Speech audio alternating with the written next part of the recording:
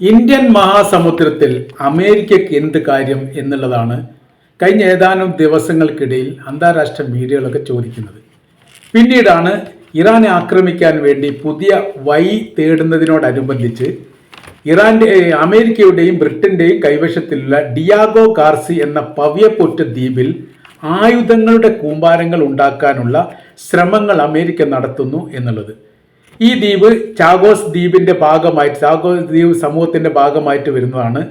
പൗരാണിക കാലത്ത് തന്നെ ബ്രിട്ടന്റെ കൈവശത്തിലാണ്. രണ്ടാം ലോക യുദ്ധത്തോടനുബന്ധിച്ചാണ് പിന്നീട് അമേരിക്കയും കൂടി ചേർന്നുകൊണ്ട് അവിടെ സായുധാഭ്യാസങ്ങളും കാര്യങ്ങളൊക്കെ നടത്തുന്നത്. ജനസാന്ദ്രത തീരെ കുറവായതുകൊണ്ട് മറ്റു രാജ്യങ്ങളിലൊന്നും ഇതിനെ ആക്രമിച്ചിട്ടില്ല, അവകാശമായിട്ട് പറഞ്ഞിട്ടുമില്ല. ഏതായിരുന്നാലും ഇപ്പോഴത്തെ സ്ഥിതി വിശേഷം ഇങ്ങനെയാണ്. ഇവിടെ ഒരു എയർപോർട്ട് ഉണ്ടാക്കിയിട്ടുണ്ട് അമേരിക്ക. അതിനെ കേന്ദ്രീകരിച്ച് അവിടെ നിന്ന് നിരീക്ഷണം നടത്തിക്കൊണ്ട് ഇറാൻ ആക്രമിക്കുക എന്നുള്ളതാണ്. 4842 കിലോമീറ്ററാണ് വൈദൂരം പറയുന്നത് ഈ മേഖലയിൽ നിന്ന് ഇറാനിലേക്കുള്ളത്. എന്നാൽ അവിടെ നിന്ന് ശക്തമായിരിക്കും തിരിച്ചടി ഉണ്ടാകുമെന്ന് ഇറാൻ മറുപടി നൽകിയിരിക്കുന്നു.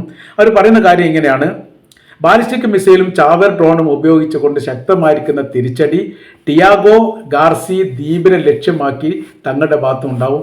തങ്ങളെ ആക്രമിക്കുന്ന ഒരു മേഖലയും തങ്ങൾ ഒഴിവാക്കുകയില്ല എന്നുള്ള മറുപടിയാണ് ഇറാന്റെ ഭാഗത്തുനിന്ന് ഇപ്പോൾ പുറത്തു വന്നിരിക്കുന്നത്.